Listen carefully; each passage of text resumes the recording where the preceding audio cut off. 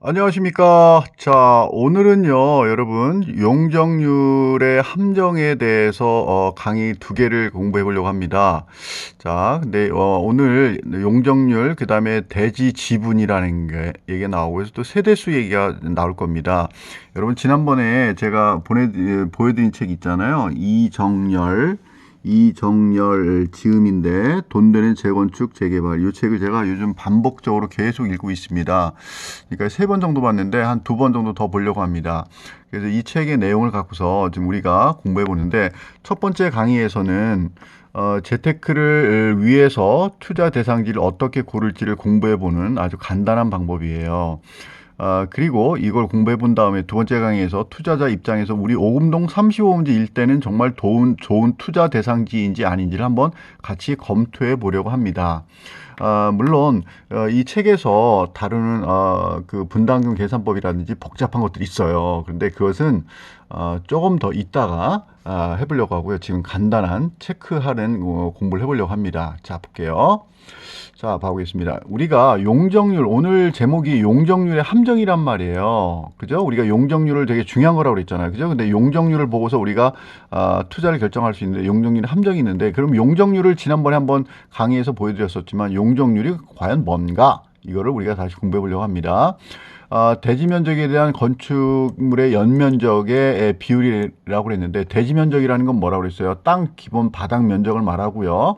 연면적이란 만약에 4층이다. 50평짜리 4개 있는 4층이다. 그러면 요 50 곱하기 4 곱하기 200평을 연면적이라고 하는 거예요. 알겠죠? 그래서 연면적을 대지 면적, 바닥 면적 있죠? 이걸로 나누고 곱하기 100을 하면 뭐 용적률이 나오게 됩니다. 알겠죠?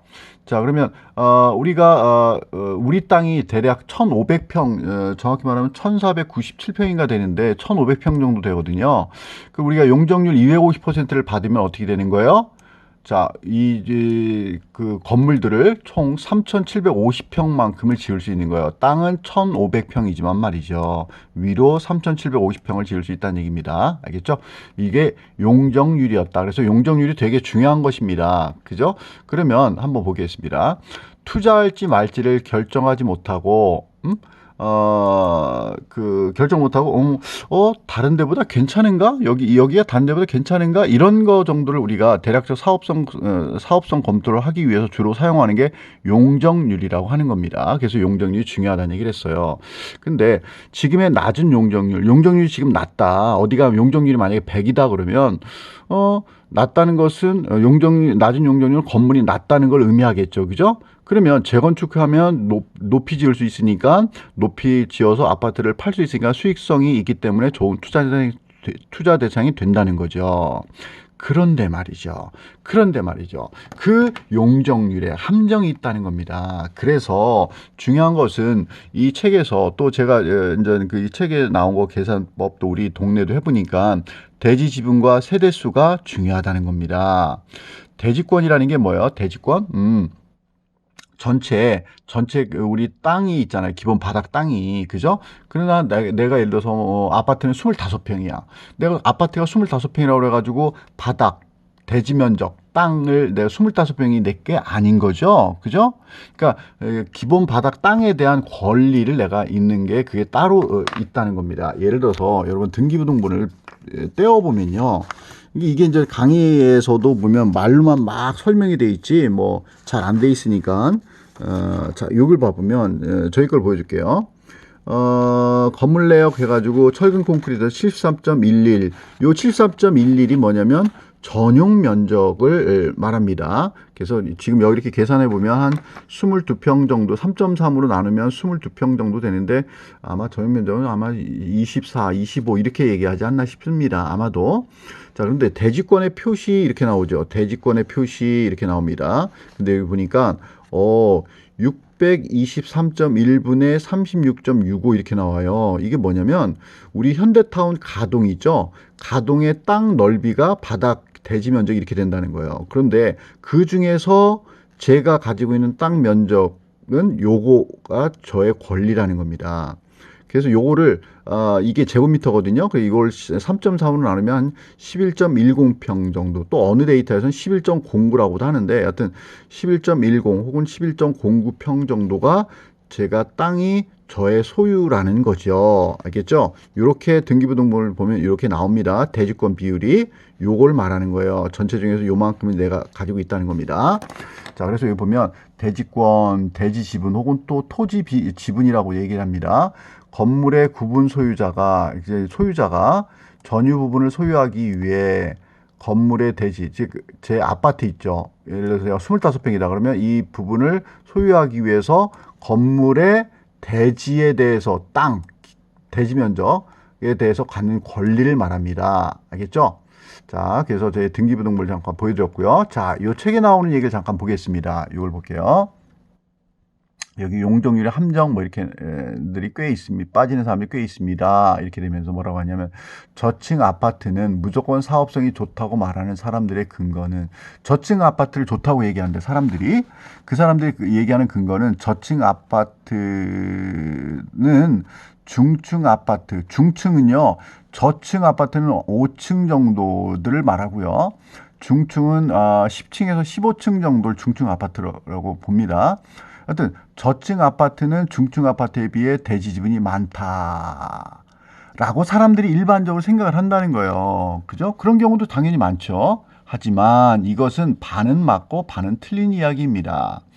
대지 지분이, 땅의 지분이 많기 위해서는 단순히 저층이어야만 하는 게 아니라, 저층이라고 대지 지분이 많은 게 아니라 총 대지 면적 대비, 총 대지 땅 바닥 면적 대비 세대수가 적어서 각 세대들이 보유한 대지 지분이 많아야 합니다. 이게 중요하다는 거죠. 저층이면서 대지 지분이 적은 아파트들도 많다는 거예요. 알겠죠?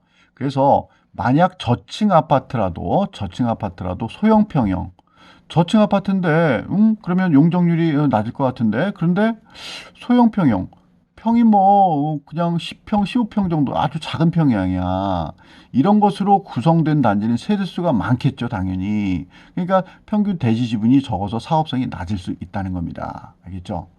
세대수가 중요한 이유는 조합원 분양 물량 때문입니다.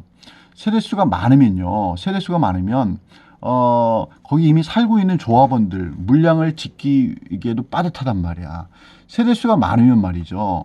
조합원 물량도 많아지는데, 그러면 그만큼 일반 분양은 뭐예요? 우리가 집 장사를 해서 그저 일반 분양으로 많이 팔아야지 우리가 사업성이 좋을 거 아닙니까?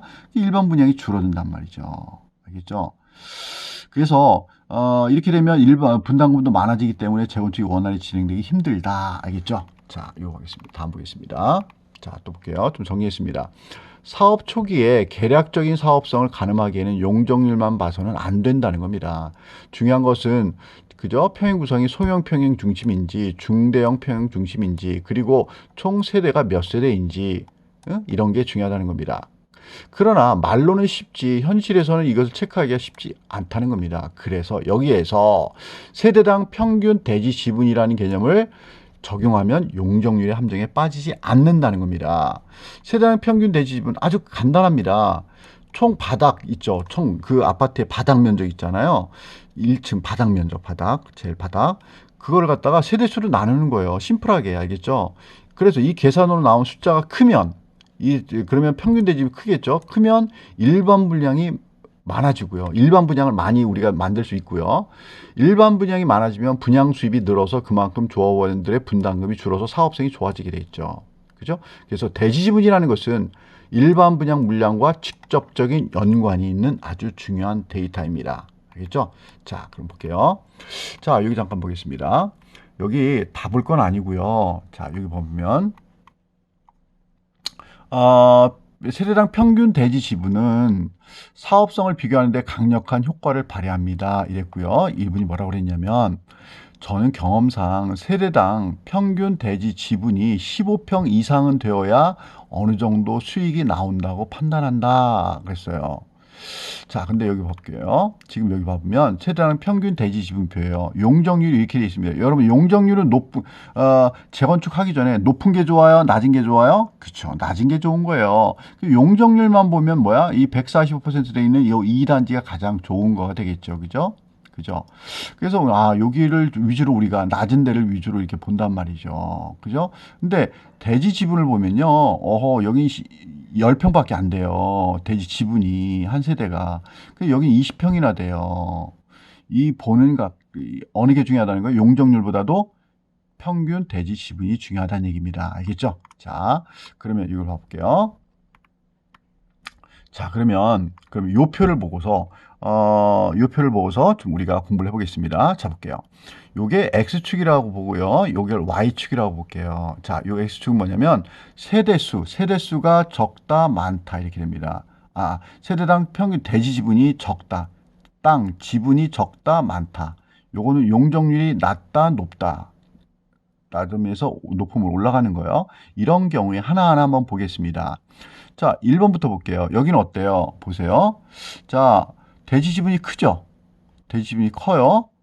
여긴 적고, 그죠? 여기 커요. 그런데 어때요? 용적률이 낮아요. 자, 그러면 대지 지분은 땅 지분은 세대당 지분은 크고 용적률이 낮죠. 그 용적률이 좀 상향 조정에서 올라가면은 와우, 층을 막 놀릴 수 있어. 그죠? 근데 대지 지분이 적어요. 커요. 그럼 뭐야? 땅의 권한이 많다는 거잖아요. 그러니까 사업성이 가장 좋은 거죠. 그죠? 세대별로 대지 지분이 가장 많은 경우, 최고인 경우입니다. 최고. 그죠? 최고의 투자처가 되겠죠. 물론 우리가 투자하기 전에 미리 발빠른 사람들이 이미 올라서 뭐 여기 피가, 그죠? 프리미엄이 많이 붙고 하겠죠. 이런 곳은, 그죠? 여튼 이렇습니다. 자, 여기 가보겠습니다. 여기는 어때요? 용적률이 낮아요. 층은 낮습니다. 용적률이 낮다는 얘기는 층수가 낮다는 얘기죠. 그런데 어때요? 평균 대지 지분이 적어요. 땅 관리할 수 있는 땅의 크기가 작다는 얘기죠. 이런데 주의해야 된다는 거예요. 그죠? 용적률이 낮다고 해서 무조건 이걸 좋다고 생각하면 안 된다는 얘기예요. 세대당 지분이 적은 거예요. 기존 평형이 소형으로 구성돼 있어. 층수는 높지 않은데 막 소형으로 돼서 그래서 그러다 보니까 뭐야? 세대가 많아. 그죠? 세대가 많아. 그죠? 그래 일반 물량이 거의 없다는 거예요. 자, 그럼 여기 봐보겠습니다. 여기는 어때요? 대지 지분이 적어요. 그런데요, 대지 지분이 적은 나쁜 거예요. 그런데 또 뭐야? 용적률이 높아요. 그러니까 층수도 높고 대지 지분 적어요. 그러니까 층수도 높은데 세대가 많아. 빡빡하게 사람들이 있어요. 사업성이 가장 나쁜 경우죠. 재건축 진행 자체가 쉽지 않은 곳을 말합니다. 자, 이거 보겠습니다. 여기는 두 번째는 자, 대지 지분이 큽니다. 커요. 그런데 용적률이 높아요. 자, 그러면 이 얘기는 뭡니까? 기존 평이 중대형으로, 즉 10층이나 15층으로 구성되어 있어요. 용적률이 높단 말이야. 구성됨. 재건축 시 중소형으로 구성할수록 사업성이 높아집니다. 이게 무슨 얘기예요? 지금 층이 어느 정도 됩니다. 그런데 대지 지분은 그래도 커요. 이 얘기는 층수는 높은데 그래도 세대수는 그렇게 많지 않다는 얘기거든요. 이런 경우 어떻게 하면 됩니까? 그래요. 중대형이 아니라 중소형으로 아파트를 여러 세대를 새로 일반 물량으로 말이죠. 그러면 사업성이 좋아질 수 있다는 겁니다. 여튼 최고 좋은 건 이거가 되겠고요. 두 번째가 이게 되겠습니다. 그 다음 이거, 마지막 최악이 이거인 거가 되겠습니다. 자, 다음 강의에서 실사례 연구 분당의 사례를 보고요. 우리 아파트에 대한 분석도 해볼 건데요. 자, 다음 강의에서 바로 우리 분당의 경우를 실사례를 보고 또 우리 오금동 35원지를 얼마나 좋은 투자처인지 우리가 한번 분석해보는 공부를 해보도록 해보겠습니다. 다음 강의에서 보도록 하겠습니다. 감사합니다.